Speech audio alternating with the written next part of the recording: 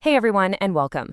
Today we're diving into a feeling that, let's be honest, has become way too common. That feeling of being totally and completely drained, both mentally and emotionally. We're going to break down why this is happening to so many of us, and more importantly, we'll get into the science-backed ways you can actually start to recharge. So let's get into it. So, first things first, let's just ask the question. Does this sound familiar to you? That constant feeling of being mentally just done, where even the smallest things feel like a massive effort? If you're nodding your head right now, you are definitely in the right place. And here's the most important thing to hear right off the bat. You are not alone in this. This is a huge shared experience right now. So in the next few minutes, we're going to pinpoint the modern forces that are draining our batteries and lay out a clear roadmap with some real science-backed strategies to help you fight back. Okay, so our first stop on this journey is a major culprit that, well, it lives right in our pockets and on our desks. Yep, we're talking about our relationship with technology and that never-ending fire hose of information. This brings us to a term I'm sure you've heard before: doom scrolling. You know what this is. It's that trance-like state where you just keep swiping endlessly through feed after feed of bad news. It feels like you're just trying to stay informed, right? But it's a habit that comes with a really, really high price. And the damage this habit can do, it's no joke. I mean, look at this.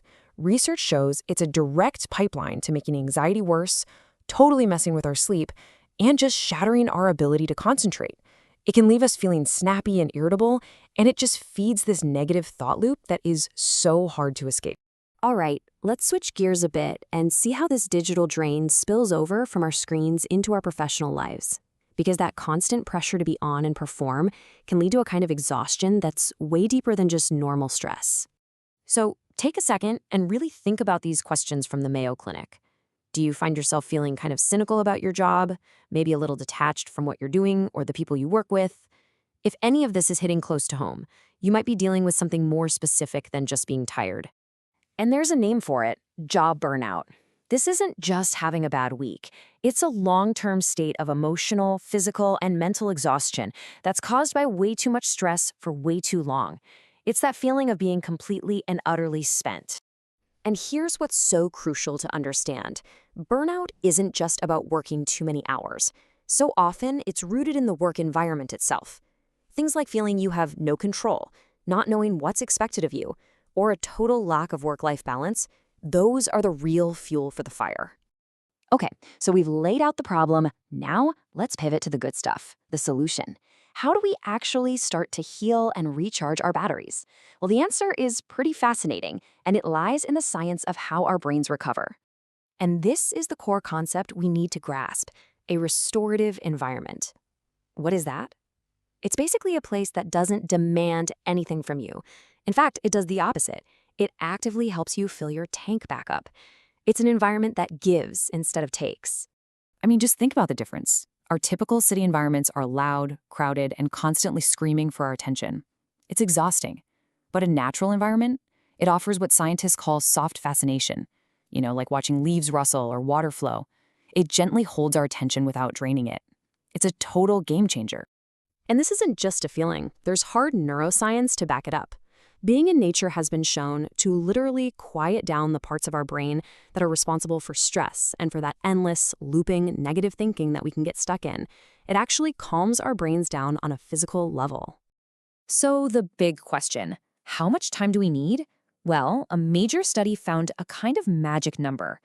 People who spent at least 120 minutes, that's just 2 hours a week in nature, reported being way healthier and happier. And the best part? That breaks down to less than 20 minutes a day. Even a local park counts. All right, we have the science. Now let's get super practical. Let's turn all this knowledge into actual steps. What can you do starting today to begin feeling better?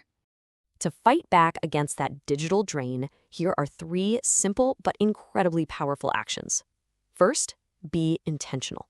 Decide how much time you're okay with scrolling and set a timer. Second, take back control of your feed. Unfollow anything that just makes you feel bad.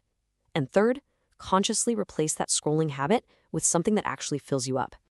And when it comes to job burnout, the strategy is all about rebuilding your boundaries and your support system. That could mean having a tough but necessary conversation at work, really leaning on your friends and family, and carving out non-negotiable time for things that help you de-stress, like exercise or just being quiet. And this brings us to a powerful tool that's getting more and more recognition, the mental health day. Some people call it a duvet day. It's about taking time off specifically to decompress and recharge your mental and emotional batteries, the same way you would for the flu. It's a proactive move to stop burnout in its tracks. So a really helpful way to think about this is a two-part strategy.